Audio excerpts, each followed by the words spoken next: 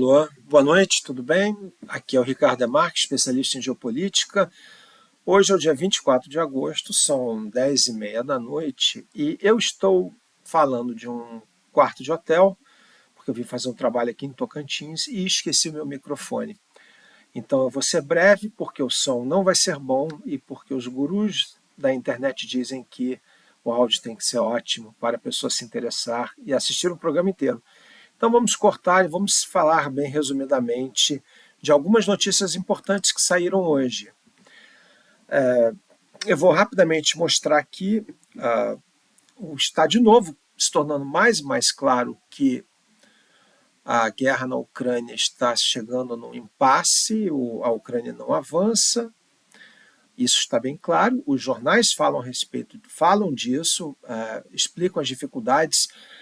O Wall Street Journal diz que está tendo uma certa tensão entre os Estados Unidos e a Ucrânia quanto à estratégia, a melhor estratégia de lutar ou de avançar na contraofensiva, mas o que realmente interessou foi uma reportagem que saiu no National Interest, foi publicado anteontem, no dia 21. Eu acho que essa reportagem, quando a gente lê ela do início ao fim, a gente tem um raio-x bastante completo de todas as considerações dessa guerra atual. O jornal e essa reportagem aceitam que a contraofensiva, logo aqui no título, que a contraofensiva na Ucrânia praticamente chegou a um impasse, parou, eles não avançam mais, e chegou a hora dos Estados Unidos se empenhar em algum tipo de negociação, porque a situação não vai melhorar e porque a Rússia ainda tem efetivo, tem equipamentos e pode lançar uma contraofensiva em janeiro ou no início de 2024, logo após o inverno, abril, por aí, quando descongelarem, quando o terreno, a terra ucraniana permitir um avanço russo. Essa matéria é bastante completa e resumida ao mesmo tempo, ou seja, ela trata de uma forma resumida, mas todas as questões importantes. Os caças F-16 não vão fazer uma grande diferença, que está dizendo claramente won't be a game changer. Os estoques das munições e das armas mais importantes da Ucrânia estão chegando ao fim, praticamente todas exauridas, e o que sobra ao governo Biden nos Estados Unidos é entregar esses mísseis ATACMS, mas que o estoque é pequeno, as Forças Armadas americanas não querem soltar para a Ucrânia porque, segundo a doutrina deles, eles precisam disso para combater outras ameaças em outros locais. Então, o que se retorna aqui é o que eu andei ouvindo em alguns outros jornais esses últimos dias, é a possibilidade de um cenário similar ao da Coreia, onde tem uma linha de armistício, tem uma paz, mas, na verdade, oficialmente, legalmente, a Coreia do Norte e a Coreia do Sul ainda estão em estado de guerra. Eu entendo que os Estados Unidos gostariam de uma situação dessas. A questão é que, se eles forem insistir nisso, não há a menor perspectiva da Rússia concordar em congelar o conflito. Frozen conflict é a palavra em inglês. Porque, justamente, os ucranianos não têm mais efetivos. A gente pode até substituir armas, tanques, apesar de estar muito difícil encontrar mais munição e mais armas, elas são até substituíveis, dado um certo tempo, mas o pessoal, o efetivo militar, não é mais substituível. As mortes são aquelas que são, alguns dos melhores soldados mais bem treinados da Ucrânia já morreram, e o que sobra para fazer formar o quarto exército ucraniano são pessoas mais idosas, mais jovens, mulheres, poucas pessoas em uma idade assim militar aceitável. Então a Ucrânia não tem mais efetivo para continuar com essa guerra de atrito, porque os russos têm um domínio, têm muito mais munição de artilharia e conseguem manter essa guerra, e Para eles, quanto mais ela durar e as mortes permanecerem 7, 8 mortes ucranianas para cada morte russa, eu acho que essa é uma situação que é inteiramente aceitável para a Rússia. Então, o jornal, esse artigo fala justamente disso, da perspectiva da situação piorar para o lado da Ucrânia e que seria melhor que os Estados Unidos empurrassem a Ucrânia para que eles realmente negociassem seriamente uma nova realidade e para um fim desse conflito. Aqui é o Telegraph, que fala um jornal inglês, que sempre foi muito pró-Ucrânia e pró-guerra, mas aqui é exatamente a mesma história.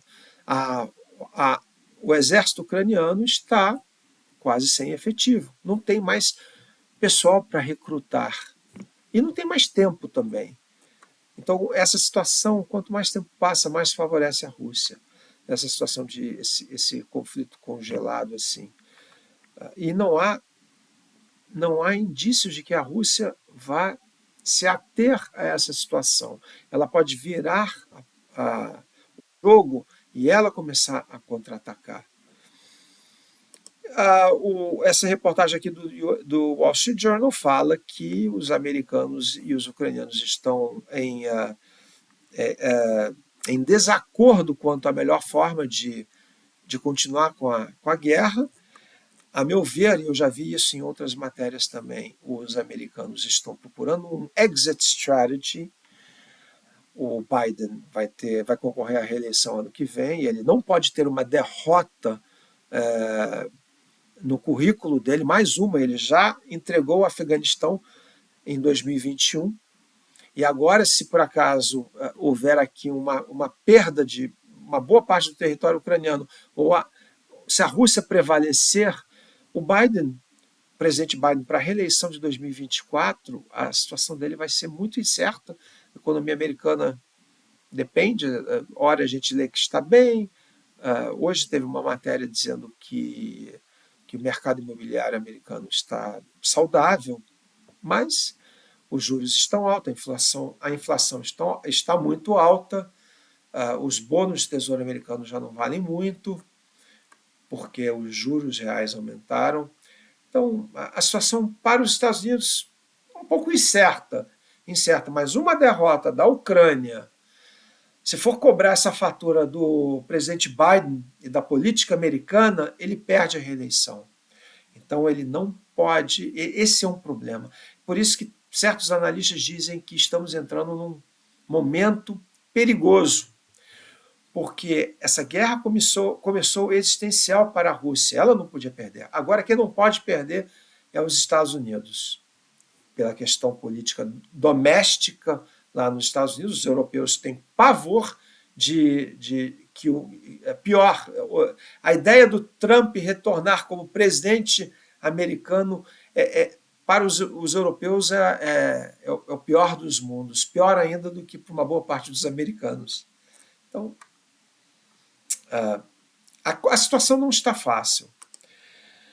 A grande notícia, foram duas notícias que apareceram de ontem para hoje. Uma foi o resultado dessa cúpula do BRICS, que está ocorrendo na África do Sul, onde, apenas algumas horas, foi decidido que 6 países serão convidados a ingressar no BRICS. Nasceu como 4, Brasil, Rússia, Índia e China. Em 2010, eu acredito que foi a África do Sul que entrou no BRICS, porque a África não estava representada. E agora o BRICS parece que convidou Irã, Arábia Saudita, Emirados Árabes, Egito, Argentina. Estranho o caso da Argentina, porque ainda ontem eles tinham dito que não entrariam não pediriam acesso ao BRICS. E o 6º país, Etiópia. Etiópia está crescendo num ritmo bem acelerado. E olha o detalhe para a política no Oriente Médio. Irã, Arábia Saudita, Emirados Árabes estão se juntando ao BRICS. Potencial o Irã e a Arábia Saudita, as maiores reservas de petróleo no Oriente Médio, eram inimigos mortais até o início deste ano, no lado oposto de tantos conflitos, e agora, em março, a China facilitou uma resolução de alguns dos piores conflitos, trocaram embaixadas, trocaram embaixadores, e agora os dois estão entrando no BRICS, a convite do próprio BRICS, junto com os Emirados Árabes, junto com o Egito, que junto com a Arábia Saudita é uma líder do mundo muçulmano, e é uma façanha e tanto, e eu acho que muito preocupante para as perspectivas dos americanos no manterem uma certa influência no Oriente Médio.